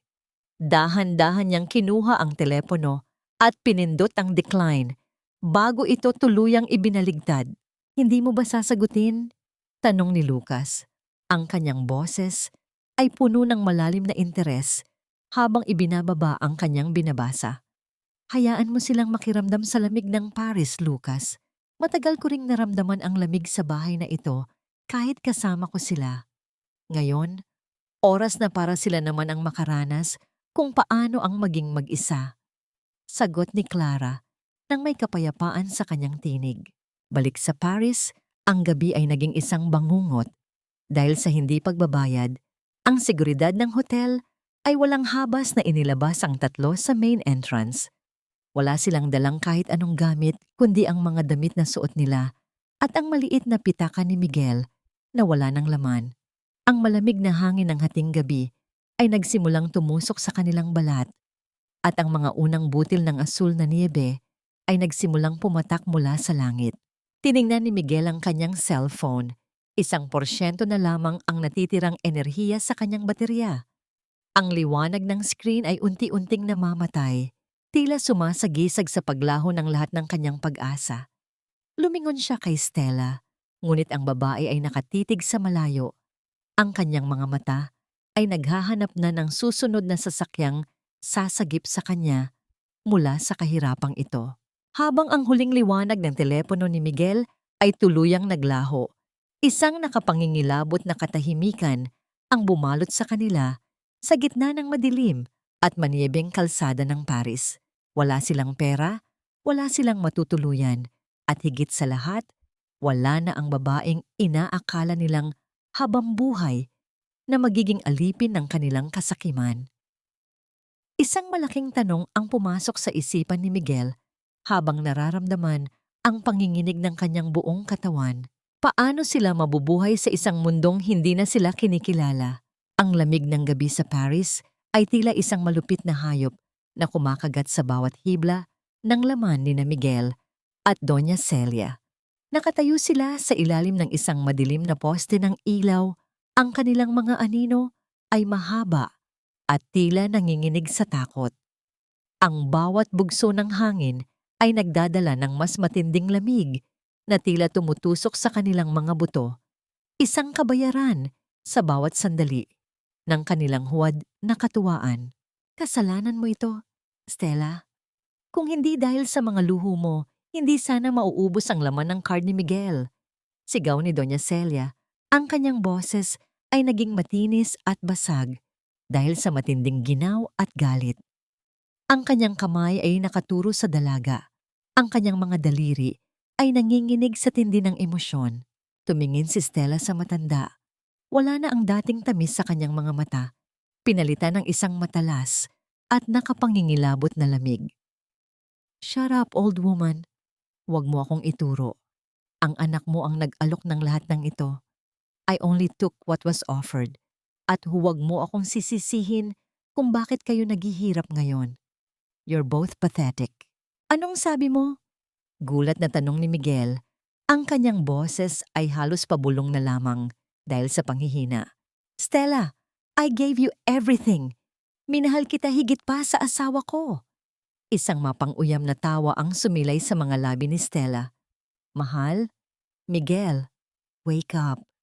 Sinamahan lang kita dahil sa pera ni Clara. I thought you were smart, pero mas tanga ka pa pala sa asawa mo. Now that you're broke, I have no reason to stay with a loser like you. Isang itim na sasakyang marangya ang dahan-dahang huminto sa tapat nila. Ang tunog ng mga gulong na sumasayad sa manyebeng kalsada ay tila isang hudyat ng huling pagtataksil.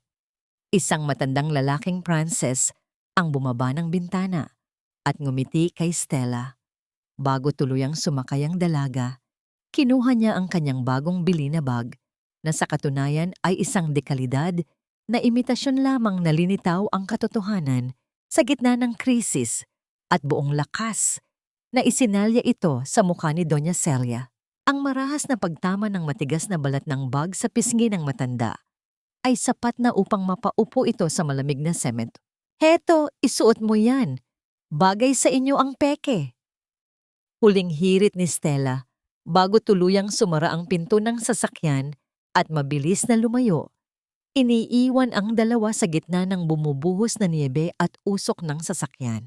Sa Manila, ang bawat sandali ay puno ng katahimikan at kapayapaan. Sa loob ng opisina ni Lucas, ang tanging ingay na maririnig ay ang dahan-dahang paggalaw ng pluma ni Clara sa ibabaw ng papel. Ang bawat kurba ng kanyang pirma sa dokumento ng annulment ay tila isang mabigat na tanikala na napuputol. Isang malalim na buntong hininga ang pinakawalan ni Clara. Ang kanyang puso ay tila isang ibong nakalaya mula sa isang gintong hawla na puno ng tinik. Tapos na! Bulong ni Clara, ang kanyang mga mata ay nagniningning hindi dahil sa luha, kundi dahil sa pag-asa. Inilapag niya ang pluma sa ibabaw ng mesa. Ang tunog nito ay tila isang huling tuldok sa isang masakit na kabanata. Tumingin sa kanya si Lucas. Ang kanyang mga mata ay puno ng isang damdaming matagal na niyang itinatago. Congratulations, Clara. You are finally free. Pero alam mo, hindi lang ito ang dokumentong mayroon ako tungkol sa'yo. Napakunot ang noo ni Clara. Anong ibig mong sabihin, Lucas? Nag-atubili ang abogado bago dahan-dahang inilabas ang isang lumang resibo mula sa kanyang folder. 5 taon na ang nakalilipas nang ang tatay mo ay nasa ospital at walang pambayad. May isang hindi kilalang tao ang nagsettle ng lahat ng bills nyo. Hindi si Miguel ang gumawa noon. Kahit na yon, ang pinaniwala niya sa iyo. Nanlaki ang mga mata ni Clara. Ang kanyang alaala ay bumalik sa panahong iyon kung kailan labis ang kanyang pasasalamat kay Miguel. Sino ang gumawa noon?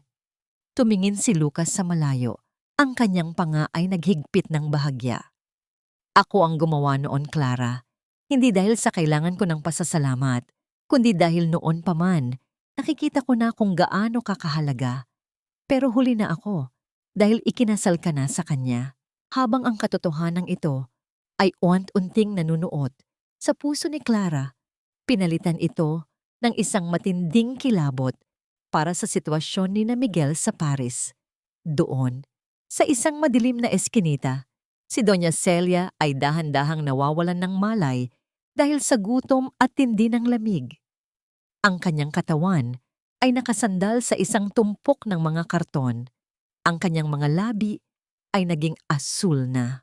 Si Miguel, ang dating haring mayaman, ay nakaluhod sa tabi ng isang malaking basurahan sa labas ng isang maliit na panaderya. Ang kanyang mga kamay ay marumi, nanginginig, habang hinahalongkat ang mga plastik sa pag-asang makakita ng kahit isang piraso ng tuyong tinapay na itinapon na. Ang kanyang mga mata ay puno ng desperasyon at hiyang hindi niya kailanman inakalang daranasin niya. Binuhat ni Miguel ang isang piraso ng matigas na tinapay na may bakas pa ng amag. Tumingin siya sa langit, kung saan ang bawat butil ng niebe ay tila isang paalala ng bawat sentimong ninakaw niya mula sa asawang tanging nagmahal sa kanya ng tapat. Isang tanong ang nananatiling nakatatak sa kanyang isipan habang sinusubukan niyang lunukin ang tuyong tinapay.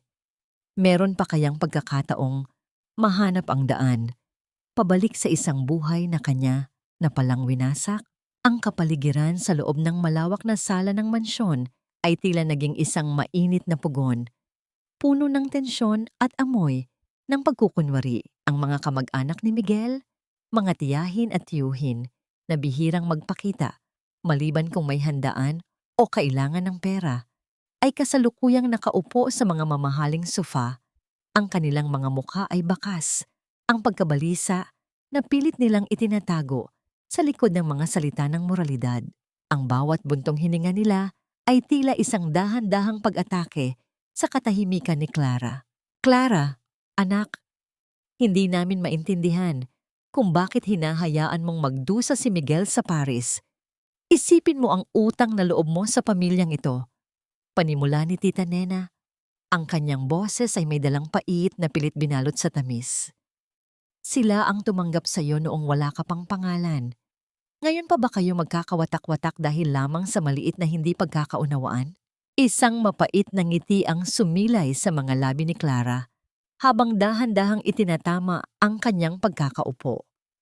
Ang kanyang mga kamay ay payapang nakapatong sa kanyang kandungan, ngunit ang kanyang mga mata ay tila dalawang talim ng kutsilyo na handang humiwa sa bawat kasinungalingan. Maliit na hindi pagkakaunawaan, tita. Ang tawag ba niyo sa pagnanakaw sa sariling asawa at pakikipagtanan sa ibang babae ay maliit na bagay lamang? Nagkatinginan ang mga kamag-anak. Ang kanilang mga panga ay bahagyang lumaylay sa gulat, ngunit mabilis na bumalik ang kanilang kapalaluan. Lahat ng lalaki ay nagkakamali, Clara. Ang mahalaga ay ang pamilya. Isipin mo ang dangal ng mga Rivera. Singhal naman ni Tito Boyet, ang kanyang boses ay puno ng awtoridad na tila siya pa ang nagmamay-ari ng bahay na yon. Hindi na sumagot si Clara sa pamamagitan ng salita. Sa halip, kinuha niya ang remote control sa ibabaw ng mesa. Isang marang pagpindot ang nagbigay buhay sa malaking television screen sa gitna ng sala. Ang bawat mata sa loob ng silid ay napatitig nang makita ang malinaw na video ni Miguel at Stella sa Paris, ang kanilang masasayang tawa habang ipinagmamalaki ang mga alahas na binili gamit ang pera ni Clara at ang mapang-uyam nilang tawag sa kanya bilang asong tagabantay ng kanilang yaman. Ang katahimikan sa loob ng sala ay naging kasing bigat ng tingga. Ang mga mukha ng mga kamag-anak na dati ay puno ng pangangaral ay uunti-unting namutla. Ang ilan ay napayuko sa sobrang hiyang nadarama. Ang bawat salitang binitawan ni Miguel sa video ay tila isang malakas na sampal sa kanilang lahat. Ang kalingkingan ni Tita Nena ay nagsimulang manginig habang pilit na naghahanap ng maisasagot. Ngunit wala nang salitang sapat na makakapagtanggol sa kanilang paboritong pamangkin. Ngayon, sabihin niyo sa akin, wika ni Clara. Ang kanyang boses ay nananatiling mahinahon ngunit may dalang kapangyarihan na tila yelo. Sino sa inyo ang handang magbayad para sa bail ni Miguel? Sino ang handang kumuha sa kanya mula sa kalsada ng Paris at dalhin siya rito sa bahay ko? Dahil mula sa sandaling ito, ang lahat ng pinto ng mansyong ito ay sarado na para sa sino mang may apelyidong Rivera. Dahil sa matinding galit at hiyang nauwi sa pagkapahiya, tumayo si Tito Boyet at mabilis na lumapit kay Clara. Ang kanyang mukha ay namumula, ang kanyang kanang kamay ay itinaas sa hangin, handang ihampas sa mukha ng babaeng tila tumapos sa kanilang maluhong pamumuhay. Ang bawat hibla ng kanyang kalamnan ay tila sumasabog sa galit. Ngunit bago pa man dumapo ang kamay ni Tito Boyet, isang matikas na figura ang mabilis na humarang sa pagitan nila. Si Lucas Mercado, na kanina pa tahimik na nagmamasid mula sa sulok ng silid, ay mabilis na hinawakan ang pulso ni Tito Boyet. Ang kanyang pagkakahawak ay tila isang bakal na sipit, matibay at walang balak bumitaw.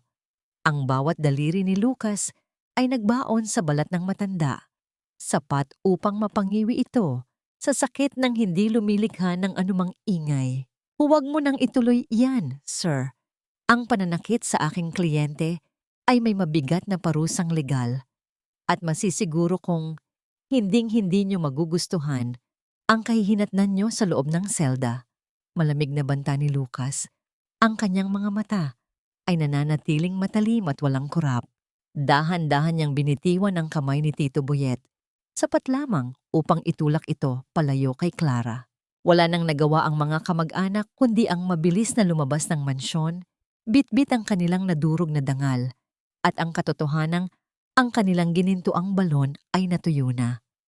Habang naglalakad sila palabas ng malaking tarangkahan, ang tunog ng paggalaw ng mabigat na bakal na pinto na dahan-dahang sumasara ay tila hudyat ng katapusan ng isang mahabang sumpa. Ang bawat mekanismo ng gate na naglalock ay tila musika sa pandinig ni Clara. Naiwan sina Clara at Lucas sa gitna ng malawak na sala. Ang katahimikan ngayon ay hindi na mabigat. Ito ay payapa at puno ng bagong simula. Isang dahan-dahang paghinga ang pinakawalan ni Clara habang nararamdaman ang banayad na presensya ni Lucas sa kanyang tabi. Gayunpaman, bago pa man sila tuluyang makapagpahinga, isang katulong ang lumapit na may dalang isang maliit na parsela na bagong dating mula sa Paris. Napakunot ang noo ni Clara habang tinititigan ang parsela na nakapangalan sa kanya. Kasabay nito, ang cellphone to ni Lucas ay dahan-dahang nagliwanag dahil sa isang tawag. Tumingin si Lucas sa screen at ang kanyang mukha ay biglang naging seryoso. Clara, tumatawag ang Interpol. Inaresto na si Miguel sa Paris dahil sa pagnanakaw sa isang maliit na tindahan. Tumingin si Clara sa parsela at pagkatapos ay kay Lucas. Ang kanyang puso ay muling tumibok ng mabilis, hindi dahil sa takot, kundi dahil sa isang hindi maipaliwanag na kaba. Ano kaya ang laman ng parsela na ito mula sa Paris at hanggang kailan kaya aabot ang huling paghihiganti ng kapalaran para sa mga taong umabuso sa kanyang kabutihan? Ang gabi ay dahan-dahang lumalalim, tila isang madilim na dagat na bumabalot sa bawat sulok ng mansyon. Sa loob ng malawak na silid-aklatan, si Clara ay palakad-lakad. Ang bawat hakbang niya sa ibabaw ng makapal na alpombra ay hindi lumilikha ng anumang tunog, ngunit ang ingay sa loob ng kanyang isipan ay sapat na upang mabingi siya. Ang liwanag ng buwan na tumatagos sa malalaking bintana ay nagbibigay ng isang maputlang kulay sa kanyang mukha. Inilalantad ang mga nanginginig niyang labi at ang lito niyang mga mata. Hawak niya ang isang lumang litrato ng ama ni Miguel. Naaalala niya ang pangako niya sa matanda bago ito pumanaw na hinding-hindi niya pababayaan ang pamilya Rivera.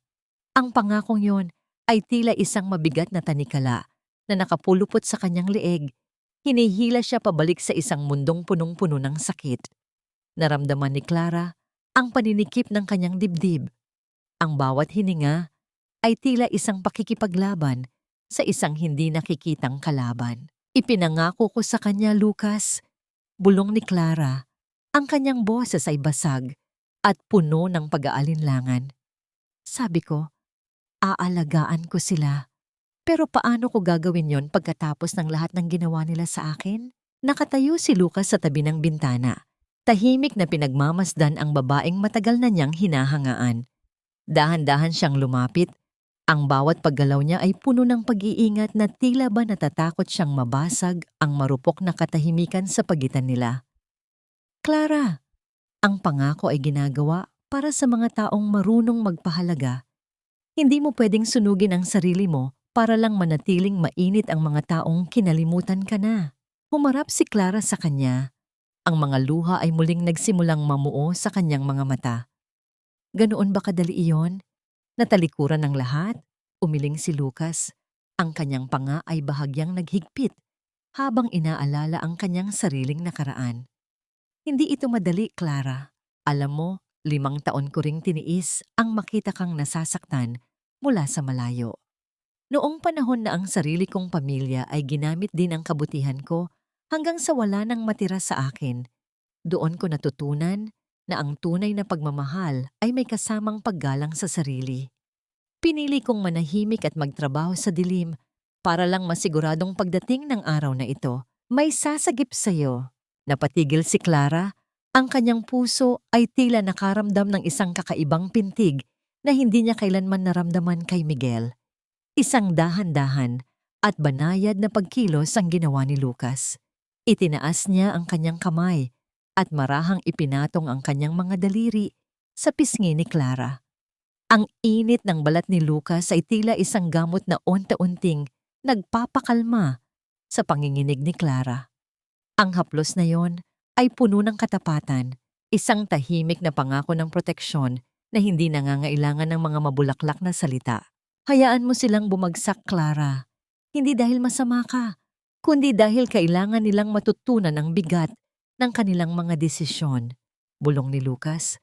Ang kanyang mukha ay ilang pulgada na lamang ang layo sa mukha ni Clara. Naramdaman ni Clara ang banayad na paghinga ni Lucas sa kanyang balat. Isang sandali ng lalong paglapit ng kanilang mga kaluluwa na tila ba ang buong mundo ay huminto sa pag-ikot. Huminga ng malalim si Clara at dahan-dahang tumango. Kinuha niya ang kanyang laptop at sa harap ni Lucas, pumili siya ng 2 tiket ng eroplano mula Paris patungong Manila. Ngunit sa pagkakataong ito, hindi ito ang marangyang business class na dati niyang ibinibigay. Pinili niya ang pinakamura at pinakasiksik na economy seats sa dulo ng eroplano. At higit sa lahat, matigas niyang tinanggihan ang pagbabayad ng bail para kay Miguel. Pawiin natin sila, Lucas. Pero bilang mga ordinaryong tao na kailangang humarap sa batas, wala nang espesyal na pagtrato, wala nang perang galing sa akin. Deklarasyon ni Clara. Ang kanyang boses ay wala nang bakas ng pag-aalinlangan.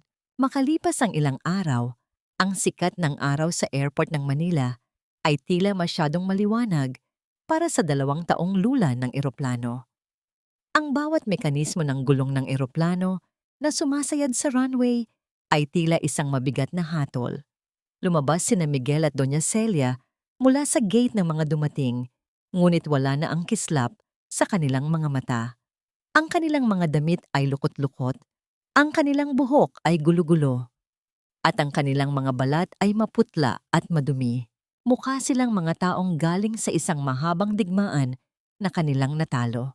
Inaasahan ni Miguel na makikita ang marangyang sasakyan ni Clara at ang kanyang mga driver na sasalubong sa kanila ng may paggalang. Ngunit sa halip, ang tumambad sa kanila ay isang lalaking nakasuot ng barong. May hawak na tumpok ng mga legal na dokumento. Sa tabi nito ay si Clara, nakatayo ng may karingalan at kasama si Lucas.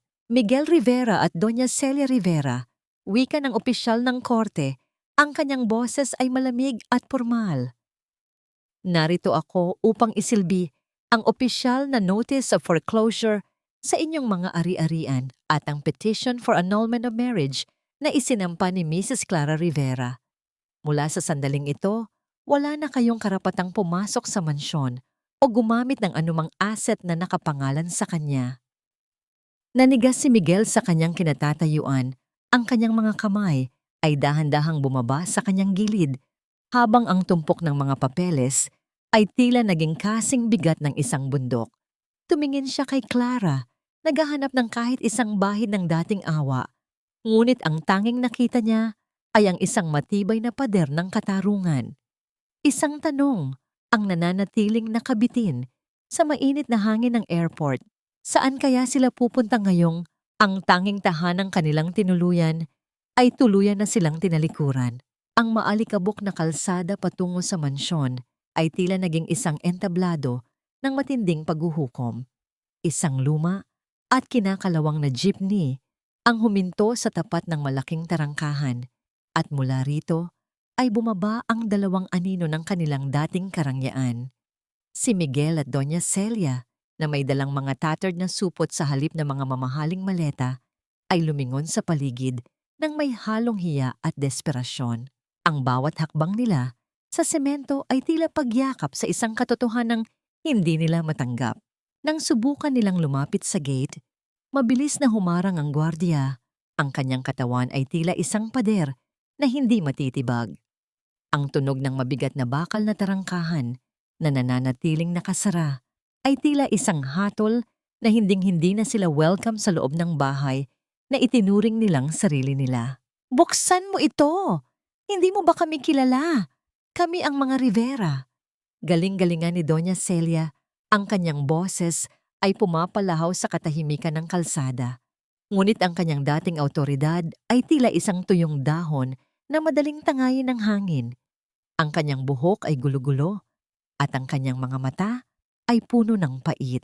Sa sandaling iyon, dahan-dahang bumukas ang pinto ng mansyon. Lumabas si Clara, suot ang isang rurok ng karingalan na tila isang birhen na nababalot ng liwanag. Ang kanyang kulay pulang damit ay sumasabay sa ihip ng hangin at ang bawat hakbang niya pababa ng hagdan ay puno ng kapangyarihan. Sa kanyang tabi ay si Lucas.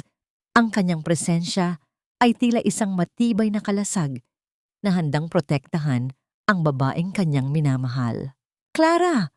Salamat sa Diyos, lumabas ka rin!" sigaw ni Miguel. Ang kanyang mga mata ay nagniningning sa pag-asang muling makakapasok sa loob. "Patawarin mo kami.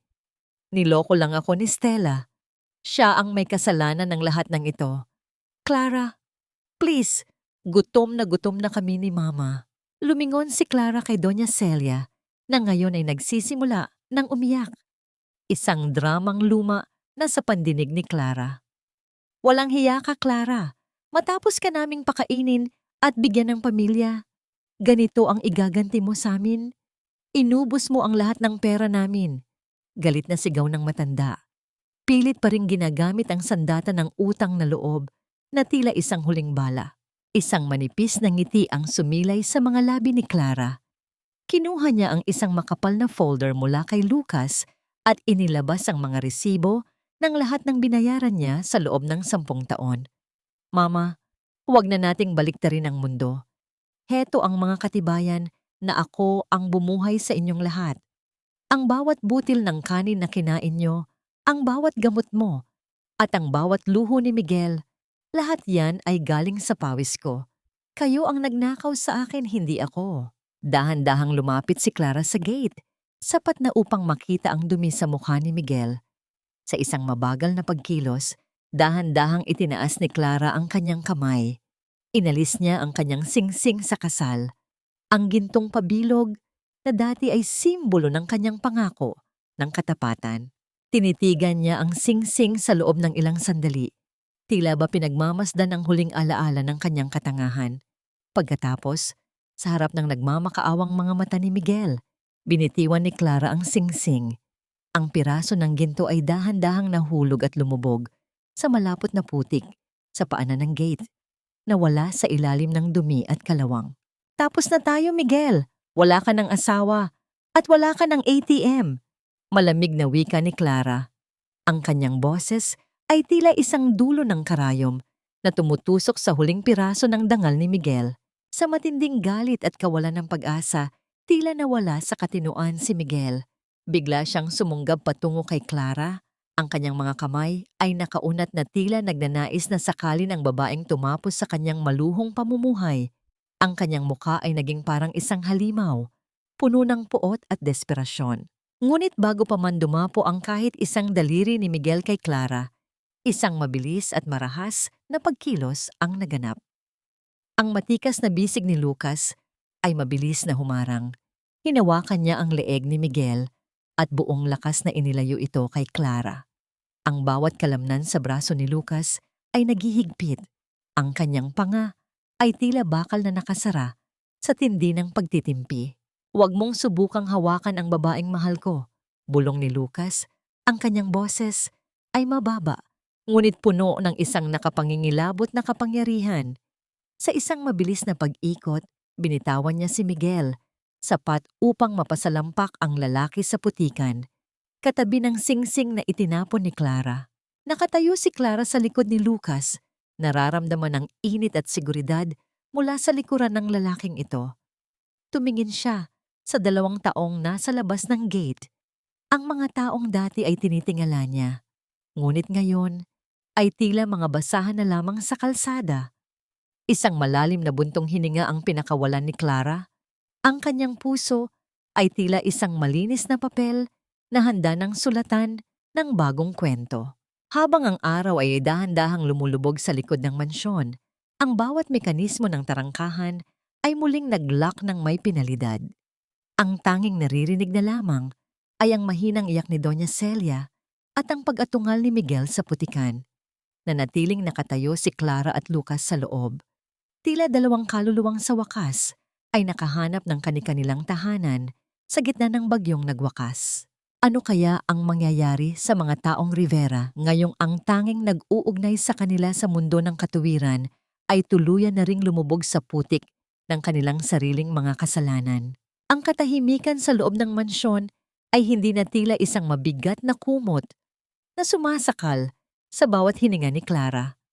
Sa halip, ang hangin ay naging magaan at sariwa. Tila ba ang bawat sulok ng bahay ay nalinis na mula sa laso ng nakaraan. Sa loob ng malawak na sala, ang dahan-dahang pag-ugoy ng mga kurtina ay sumasabay sa mahinahong ritmo ng kanyang puso. Wala na ang takot, wala na ang kaba. Ang tanging natira ay ang isang payapang pagtanggap sa kanyang bagong simula. Nakatayo si Clara sa balkonahe, pinagmamasdan ang unti-unting paglitaw ng mga bituin sa madilim na kalangitan. Ang ihip ng hangin ay tila isang banayad na haplos sa kanyang mukha, tuyo na ang kanyang mga luha at ang bawat pilat sa kanyang puso ay dahan-dahan nang naghihilom. Ang kanyang isipan ay paulit-ulit na bumabalik sa mga salitang binigkas ni Lucas sa tapat ng gate. Ang deklarasyon na siya ay mahal nito. Isang init na hindi niya kailanman naramdaman kay Miguel ang dahan-dahang gumagapang sa kanyang dibdib. Narinig niya ang marahang paghakbang ng mga sapatos sa ibabaw ng makintab na sahig. Hindi na niya kailangang lumingon upang malaman kung sino ito. Ang bango ng malinis na linen at sariwang kahoy ay sapat na upang malaman niyang si Lucas ang lumalapit. "You should rest, Clara. It's been a very long day for you," malumanay na wika ni Lucas habang tumitigil siya sa tabi ng babae. Ang kanyang boses ay may dalang kapayapaan na tila isang anchor sa gitna ng nagwakas na bagyo. Humarap sa kanya si Clara, ang kanyang mga mata ay nagniningning sa ilalim ng liwanag ng buwan. "Lucas, salamat. Hindi ko alam kung paano ko tatawirin ang lahat ng ito kung wala ka. Pero yung sinabi mo kanina sa tapat ng gate, totoo ba yon?" Isang dahan-dahan at tapat na ngiti ang sumilay sa mga labi ni Lucas. Kinuha niya ang mga kamay ni Clara at maingat na pinagsalikop ang kanilang mga daliri. Ang init ng kanyang palad ay tila isang tahimik na pangako. "Clara, 5 taon na akong nakatayo sa dilim. Pinagmamasdan ka. Nakita ko ang bawat sakripisyo mo, ang bawat pagtitiis mo sa mga taong hindi deserve ang pagmamahal mo. Bawat gabi, hinihiling ko na sana ay magising ka na at makita mong may isang taong handang ibigay ang buong mundo para sa'yo nang walang hinihinging kapalit." Naramdaman ni Clara ang mabilis na pagtibok ng kanyang puso, isang masayang ritmo na tila isang awit ng kalayaan. Hindi siya makapagsalita. Ang kanyang lalamunan ay tila may nakabara dahil sa labis na emosyon. Sa unang pagkakataon, sa loob ng maraming taon, naramdaman niyang hindi siya nag-iisa. Dahan-dahang lumapit si Lucas at iniyakap ang kanyang mga braso sa likuran ni Clara. Isang yakap na puno ng proteksyon at pag-iingat. Isinandal ni Clara ang kanyang ulo sa dibdib ni Lucas, pinapakinggan ang matatag at regular na pagtibok ng puso ng lalaki. Ang bawat hininga nila ay tila nagiging iisa sa gitna ng katahimikan ng gabi. Ibinaba ni Lucas ang kanyang muka at nag-iwan ng isang banayad at matagal na halik sa noo ni Clara, isang sagradong tatak ng kanyang katapatan. Lumipas ang mga buwan na tila isang mabilis na daloy ng malinaw na tubig. Ang Clara na dating minaliit at itinuring na asong tagabantay ng pera ay naging isang matagumpay na ehemplo ng isang malayang babae. Ang kanyang negosyo ay lalong lumago. Ang kanyang mukha ay naging rurok ng ningning at karingalan. Kasama niya si Lucas sa bawat hakbang, hindi bilang isang amo o tagasunod, kundi bilang isang katuwang na may respeto sa kanyang pagkatao. Isang hapon, habang si Clara ay masayang tumatawa sa gitna ng isang pulong sa opisina, Isang tawa na ngayon ay naging bahagi na ng kanyang araw-araw na buhay. Isang puting sobre ang inilapag ng kanyang sekretarya sa ibabaw ng mesa. Ang sobre ay may tatak ng isang ospital ng pamahalaan, isang lugar na malayo sa karangyaang kinasanayan ni Miguel. Napakunot ang noo ni Clara habang binubuksan ang sulat. Ang bawat salitang nakasulat doon ay tila isang malamig na hangin na pumasok sa silid. Si Doña Celia ay kasalukuyang nasa kritikal na kondisyon sa loob ng isang pampublikong ward. Paralisado ang kalahati ng katawan dahil sa matinding stroke na dulot ng labis na stress at gutom. Ang sulat ay nagmula kay Miguel, isang desperadong pakiusap na nakasulat sa isang gusot-gusot na papel. Clara, nakikiusap ako. Tulungan mo si Mama. Wala na kaming matakbuhan. Wala kaming pambili ng gamot at pinalalayas na kami sa tinutuluyan naming kwarto sa squatters area. Patawarin mo ako, Clara. Luluhod ako sa harap mo, basta iligtas mo lang si Mama. Binitawan ni Clara ang sulat. Ang kanyang mga kamay ay nanatiling matatag, ngunit ang kanyang mga mata ay puno ng isang malalim na pag-iisip. Tumingin siya sa malayo, sa labas ng bintana kung saan ang lungsod ay abala sa sarili nitong buhay. Isang huling pagsubok ang ibinibigay ng kapalaran sa kanyang puso. Handa na ba siyang harapin ang mga anino ng kanyang nakaraan o hahayaan na lamang niyang lamunin ng dilim ang mga taong minsang sumira sa kanyang buhay? Ang bawat hakbang ni Clara sa loob ng koridor ng pampublikong ospital ay tila isang paglalakbay pabalik sa isang mundong matagal na niyang kinalimutan. Ang amoy ng matapang na gamot at ang halumigmig ng lumang gusali ay sumasalubong sa kanyang bawat hininga. Ang bawat sulok ay puno ng mga taong naghihintay. Ang ilan ay nakahiga sa mga bangko. Ang iba ay nakaupo sa sahig. Lahat ay naghahanap ng lunas sa kani-kanilang mga pasakit. Ang tunog ng mga gulong ng stretcher na itinutulak sa magaspang na sahig ay tila isang mabagal na ritmo na nagpapaalala sa lahat ng bilis ng oras at ang dahan-dahang paglaho ng pag-asa. Nang makarating si Clara sa Ward 7, tumigil siya sa tapat ng pinto. Ang init sa loob ng silid ay tila isang mabigat na kumot na may kasamang amoy ng pawis at antiseptic. Sa dulo ng mahabang hanay ng mga kama, nakita niya si Miguel. Ang lalaking dati ay kailangan ng pinakamahal na suit at pinakamabangong pabango ay ngayon ay nakaupo sa isang plastik na upuan. Ang kanyang mga balikat ay nakalaylay. Ang kanyang buhok ay gulo-gulo at may mga bakas ng puti at ang kanyang mga damit ay may mga mantsa ng dumi na tila ilang araw na niyang suot. Mukha siyang isang taong ninakawan ng lahat ng lakas at dignidad. Sa kama sa tapat ni Miguel, nakahiga si Doña Celia. Ang dating matikas at mapagmataas na matanda ay tila naging isang maliit at marupok na anino ng kanyang sarili. Ang kalahati ng kanyang muka ay bahagyang nakalaylay dahil sa stroke at ang kanyang mga mata ay nakatitig sa kisame ng walang emosyon, maliban sa paminsan-minsang pagdaloy ng luha sa kanyang pisngi. Ang regular na paggalaw ng dibdib ng matanda at ang mahinang tunog ng bawat paghinga nito sa ilalim ng telang kumot ay ang tanging palatandaan na siya ay buhay pa. Clara, bulong ni Miguel nang mapansin ang presensya ng dating asawa. Agad siyang tumayo. Ngunit dahil sa panghihina, ang kanyang mga tuhod ay tila bumigay at mabilis siyang lumuhod sa paanan ni Clara. Ang kanyang mga kamay ay pilit na inaabot ang dulo ng damit ni Clara. Ang kanyang boses ay puno ng panginginig. Clara, thank you for coming. Please, save Mama. Wala na kaming matakbuhan. Pinalayas na kami sa tinutuluyan namin. Wala akong pambili ng kahit isang tableta ng gamot niya. Tiningnan ni Clara ang lalaking nakaluhod sa kanyang paanan. Inasahan niyang makakaramdam siya ng galit o marahil ay tagumpay. Ngunit ang tanging naramdaman niya ay isang malalim na kawalan. Ang puot na dati ay sumusupok sa kanya ay pinalitan na ng isang payapang distansya.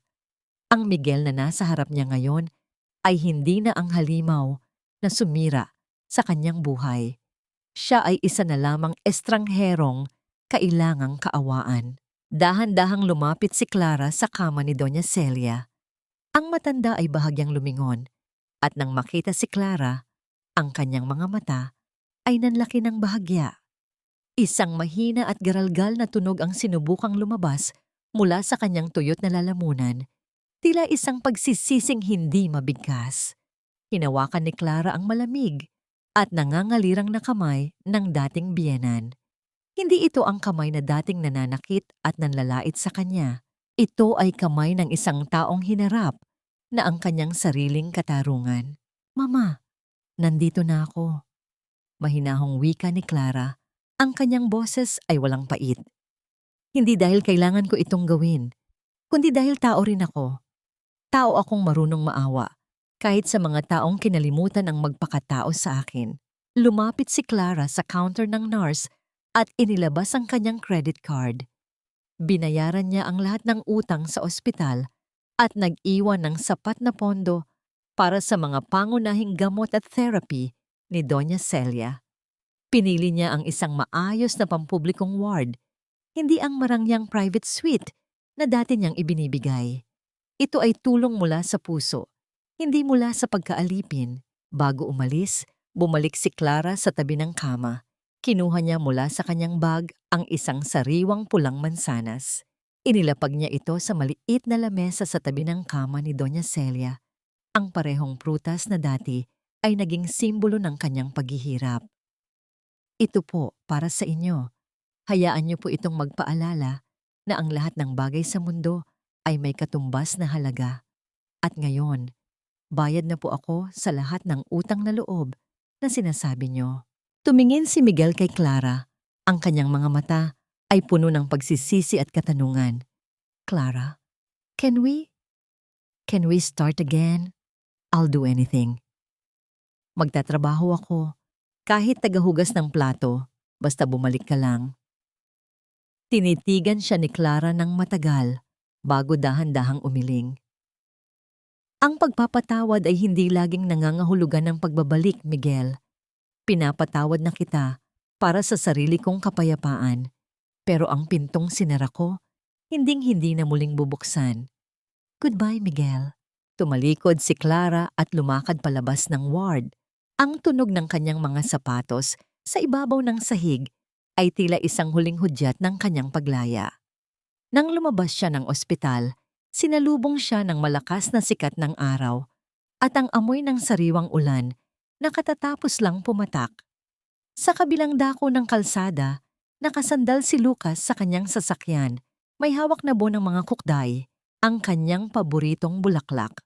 Nang makita ni Clara ang nangiti ni Lucas, ang lahat ng bigat na natitira sa kanyang dibdib ay tuluyan ng naparam.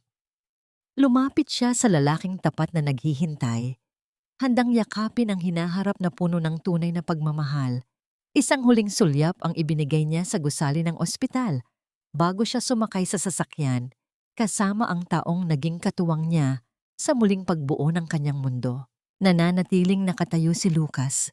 Ang kanyang mga mata ay nakatuon lamang kay Clara habang dahan-dahan niyang iniaabot ang mga bulaklak. Isang tanong ang nananatiling nakaukit sa puso ni Clara habang binabagtas nila ang malayang kalsada. Paano kaya magpapatuloy ang buhay ngayon na ang bawat pangarap na dati ay tila bituin sa langit ay nasa kanyang mga kamay na? Ang dahan-dahang paghampas ng mga alon sa maputing pampang ng dalampasigan ay tila isang mahinahong hele na nagbibigay ng kapayapaan sa bawat kaluluwang nakikinig. Ang sikat ng araw sa dapit hapon ay nagbibigay ng isang ginintuang kulay sa paligid. Pinagniningning ang bawat butil ng buhangin at ang malinaw na asul na tubig ng dagat. Sa gitna ng payapang tanawing ito, nakatayo si Clara. Suot ang isang puting bestido na malayang sumasabay sa ihip ng preskong hangin. Ang kanyang mukha ay wala ng bakas ng pait at pagod.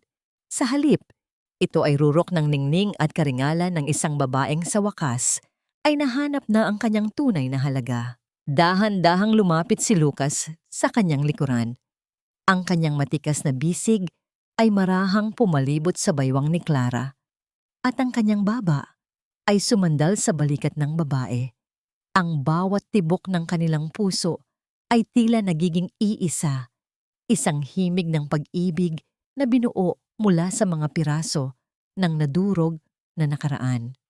Ipinatong ni Clara ang kanyang kamay sa ibabaw ng mga kamay ni Lucas at dahan-dahang hinaplos ang kanyang bahagyang lumalaking tiyan. Isang bagong buhay, isang simbolo ng kanyang muling pagsilang at pag-asa. Can you believe it, Lucas?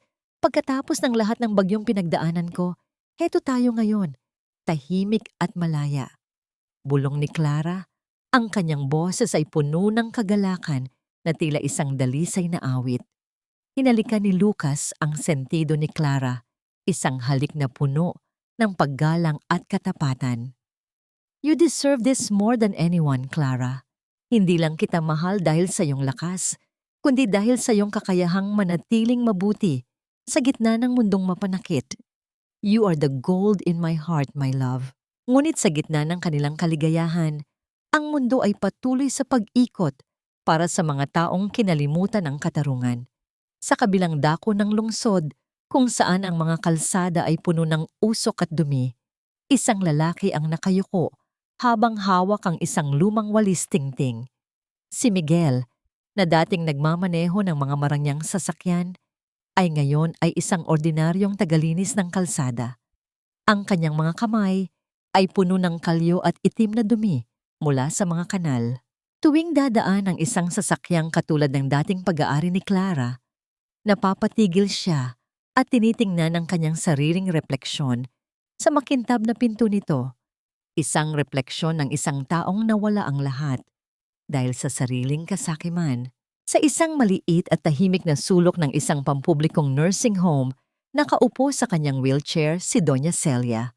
Ang kanyang mga mata ay nananatiling nakatitig sa bintana, pinagmamasdan ng mga ibong malayang lumilipad. Ang kalahati ng kanyang katawan ay nananatiling paralisado, at ang tanging kasama niya ay ang mga alaala ng kanyang mga kasalanan. Wala na ang mga alahas, wala na ang mga kasambahay na maaari niyang utusan. Ang tanging naririnig niya ay ang regular na pagtiktak ng orasan sa dingding, na tila bumibilang sa bawat segundong natitira sa kanyang buhay na puno ng pagsisisi. Si Stella naman ay tuluyan ng naglaho, napabalitang muling naghahanap ng panibagong biktima sa ibang bansa. Ngunit ang balitang ito ay hindi na mahalaga para kay Clara. Ang mga anino ng nakaraan ay tuluyan ng natabunan ng liwanag ng kasalukuyan. Muling ibinaling ni Clara ang kanyang tingin sa malawak na karagatan. Naalala niya ang kanyang sarili noong siya ay nakaluhod pa sa sahig at nagpupunas ng dumi ng ibang tao. Pinaniniwalaan ang bawat kasinungalingan sa ngalan ng pag-ibig. Ngayon, alam na niya na ang tunay na sakripisyo ay hindi dapat maging isang parusa at ang tunay na utang na loob ay hindi dapat maging isang tanikala. Ang kalayaan ay hindi nakukuha sa paghihiganti, kundi sa pagpapaubaya sa batas ng kalikasan at sa pagpili na maging masaya. Lucas, muling tawag ni Clara habang nakatitig sa papalayong sikat ng araw. Sa tingin mo ba, sapat na ang lahat ng ito? Ang kapayapaang ito? Tumingin si Lucas sa kanya nang may malalim na paghanga. Sapat na ito, Clara. Dahil sa dulo ng bawat kwento, hindi ang dami ng yaman ang mahalaga, kundi ang kapayapaan ng iyong budhi at ang init ng taong yayakap sa iyo tuwing gabi. We are finally home. Dahan-dahang lumubog ang araw, iniiwan ang langit na puno ng kulay ube at rosas. Ang bawat hibla ng kadiliman ay tila naging isang magandang palamuti sa paligid. Habang ang gabi ay dahan-dahang bumabalot sa mundo, sina Clara at Lucas ay nananatiling nakatayo, magkahawak kamay, handang harapin ang anumang bukas na darating ng may ngiti at tapang. Ang bawat haplos ng hangin ay tila isang huling bulong ng pasasalamat mula sa tadhana. Ang katarungan ay nakamit, ang puso ay naghilom, at ang pag-ibig ay muling namulaklak sa gitna ng mga abo ng kahapon.